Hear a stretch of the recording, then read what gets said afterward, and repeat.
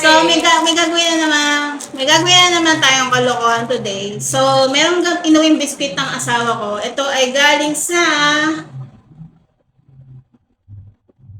Hindi ko lang saan galing ito, nakalimutan ko. Pero sa nagbigay nito, thank you. Kasi may naisip akong gawin dito.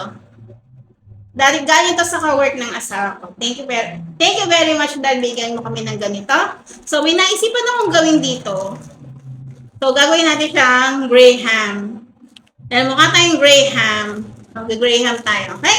So, ito yung gagamitin natin. Maliit na fruit cocktail. Yan. And meron tayong kondensada. And then meron tayong Nestle cream.